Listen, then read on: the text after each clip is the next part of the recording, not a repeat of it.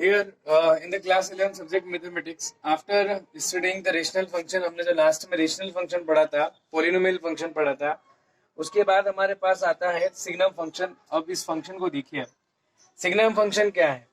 एक function F जो real से रियल नंबर पर डिफाइंड है, वेफ is defined from R to R, defined such that for each X which belongs to real number, for each X greater than 0 it gives the value 1।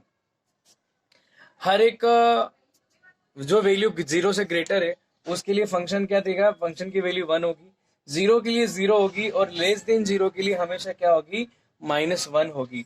इसका मतलब उसका जो graph बनेगा, उस ग्राफ में आप देखिए कि 0 के लिए पर्टिकुलर 0 है, लेकिन जैसे ही ग्रेटर देन चले गए तो वहां उसके बाद कौन सी आ जाएगी? 1। और बाकी सारी वैल्यूज के लिए भी कौन सी वैल्यू होगी आपकी? पॉजिटिव के लिए 1, जबकि नेगेटिव के लिए सारी की सारी कहां पर होगी? -1 के इक्वल होगी। तो ग्राफ जो बनेगा ना, ग्राफ कैसे बनेगा? इसका बहुत सिंपल ग्राफ है। देखिए, अगर यहाँ 0 पे अपन बात करें 0, फिर दूसरी बात करें कि हमेशा 0 से अगर मान लीजिए कि बीच में चले अपन, तो 0 से 1, और यहाँ की बात कर रहे हैं अपन 2, और फिर हो जाएगा 3। इसके बीच की वैल्यू को भी मैं कंसिडर कर लेता हूँ, यहाँ की वैल्यू हम कंसिडर कर लेते हैं, तो यहाँ हो जाएगा, देखिए ये हो गया आपका -1, ये हो गया -2, और ये हो गया -3। बीच की वैल्यू यानी कि 0.5 वाली भी।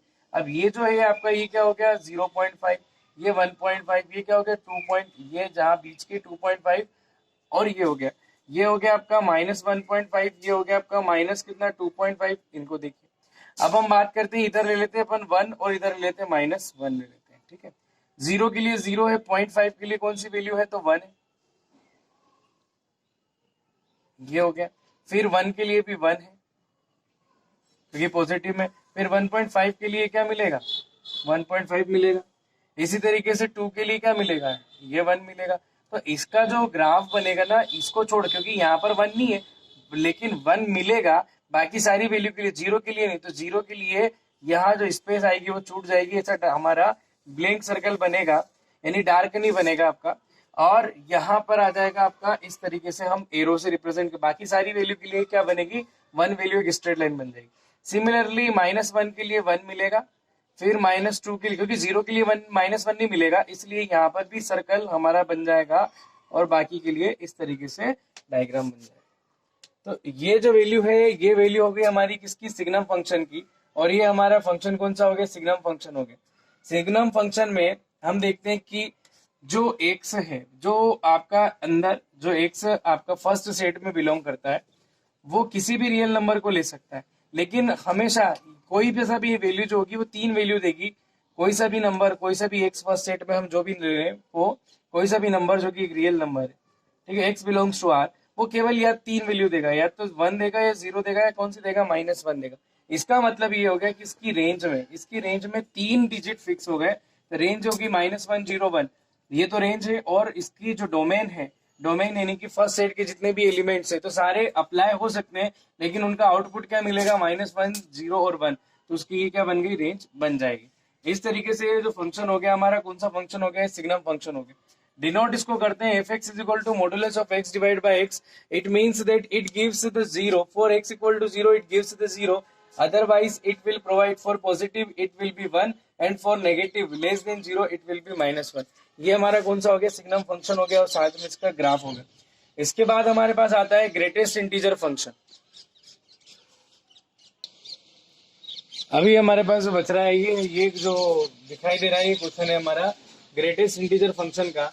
और ग्रेटेस्ट इंटीजर फंक्शन क्या होता है? एक फंक्शन एफ जो कहां से कहां तक है? आर से आर पर है, जो इस तरीके से डिफाइन किया गया है, f(x) = bracket square bracket of x, जहां पर हर एक x जो है वो क्या करता है? आर से बिलोंग करता है।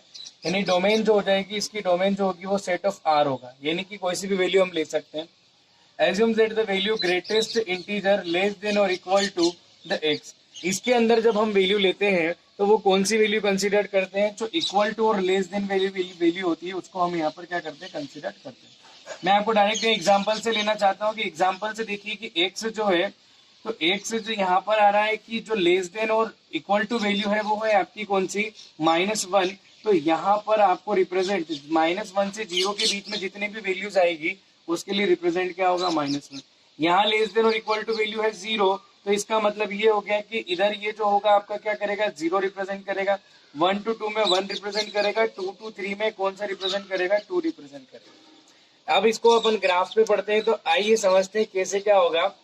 ध्यान दीजिए, अगर जीरो से हम यहाँ पढ़ते हैं कि x की वैल्यू 0 और -1 के बीच में आई है, नॉट 0 के इक्वल नहीं है, तो 0 के बीच में आई है, तो 0 और 1 के बीच में 0.5 ले लीजिए, तो इसके लिए भी -1 रिप्रेजेंट होगा, -0.6 ले लीजिए, -1 -0.7, इसके लिए -1। तो कहाँ से 0.1 से लेकर जो 1 तक के लिए, -1 तक के लिए क्या रिप्रेजेंट होगा, माइनस का आपका कहाँ होगा, 1 रिप्रेजेंट होगा। दूसरा हम बात करते हैं कि अगर आपका आ गया मान लीजिए -1.5, तो इसके लिए -1.5 किस किस के बीच में आ रहा है, ये ध्यान रखिए, ये है आपका -1 के बीच में और 0 के बीच में, सॉरी -1 और -2 और इसके बीच में -1 के बीच में, तो -1.5 किसको रिप्रेजेंट करेगा, -2 को रिप्रेजेंट करेगा। तो 1 से सभी आगे की वैल्यू के लिए 2 तक के लिए, -1 से 2 तक के लिए क्या रिप्रेजेंट करेगा, ये -1 को छोड़ दो, उसके आगे के लिए जितनी भी वैल्यू है सब उसके लिए कौन रिप्रेजेंट होगा, 2 रिप्रेजेंट होगा। फिर हम अगली बात कर रहे हैं यहाँ पर कि -2 से 3 तक के बीच, -2 को छोड़कर, यानी कि ये छोड़ दिया, इसका ये जो ऊपर हमारा सर्कल है जो डार्क नहीं किया हमने, इसका मतलब है कि वो वैल्यू एक्सक्लूडेड है। तो यहाँ पर बात आ गई कि -2 से बढ़कर और कहाँ तक, हम -3 की बात कर रहे हैं, 2 को छोड़कर 2 और 3 के बीच में, और 3 के इक्वल वैल्यू जितनी भी रहेगी उसके लिए कौन रिप्रेजेंट होगा, -3 रिप्रेजेंट होगा। फिर हम चलते हैं 0 के लिए, 0 रिप्रेजेंट होता है, जिसे कि अपन ने पढ़ा 0 और 1 के। अब हम देखते हैं 0 और 1 के बीच की बात हम करते हैं, तो 0 और 1 के बीच की बात के लिए हम देखते हैं उसके लिए टोटल कौन रिप्रेजेंट होगा, 0 रिप्रेजेंट होगा, ये हो गया। अब इसके बाद हम बात करते हैं 1 से 2 के लिए, तो ऐसी वैल्यू जैसे 1.5 किस किस के बीच में आ रही है, 1 और 2 के लिए, तो 1 से लेकर कहाँ तक, 1.9 तक के लिए, 1 से लगाकर कहाँ तक के लिए, 1.9 के लिए, ये क्या रिप्रेजेंट करेगा, 1 रिप्रेजेंट करेगा, 2 को छोड़ देगा उसके लिए, यानी कि मिनिमम जो वैल्यू है उसको क्या करेगा, शो करेगा। तो इधर अपन बात करते हैं आगे किसी 2 से 3 तक के लिए, तो 2.5 किस किस के बीच में आता है, 2 और क्या किसके, 3 के बीच में। तो 2.5 जो है, यानी कि लेस देन कौन इंटीजर है, पॉजिटिव में 2 है, तो इसका मतलब वो किसको रिप्रेजेंट करेगा, 2 को रिप्रेजेंट करेगा, 2 से लेके कहाँ तक, 3। इसी तरीके से अगर आप देखोगे तो कहाँ से कहाँ तक, 3 और 4 के बीच में, तो 3 और 4 के बीच में जो भी वैल्यू आएगी 3 और 4 के बीच में, तो लेस देन वाला इंटीजर कौन सा है, 3, तो वो किसको रिप्रेजेंट करेगा, 3 को रिप्रेजेंट करेगा। इस तरीके से यहाँ पर हमने ये सीख लिया कि हमारे पास ये जो ग्रेटेस्ट इंटीजर फंक्शन है, ये क्या करता है, ये ग्रेटेस्ट इंटीजर फंक्शन जो होता है, ये लेस देन और इक्वल टू वाली जो वैल्यू होती है उसको क्या करता है, उस वैल्यू के लिए क्या करेगा, रिप्रेजेंट करेगा। जैसे कि मैंने बोल दिया आपको 2.5, ध्यान दीजिए 2.5 किस किस के बीच में आता है, 2 के बीच में आता है, और किसके बीच में आता है, 3। तो लेस देन और इक्वल टू वाली वैल्यू में हम कौन सा लेंगे, लेस देन वाला जो इंटीजर होगा, लेस देन और इक्वल टू। तो हम जानते कि 2 जो है 2.5 से क्या है, लेस देन है, तो लेस देन वाली वैल्यू कौन सी हो गई, 2 हो गई। अगर हम यहाँ बात करते हैं कि x इज सच देन और equal to x equal to 2, तो x इक्वल टू 2 के लिए किसको रिप्रेजेंट करेगा, 2 को ही रिप्रेजेंट करेगा।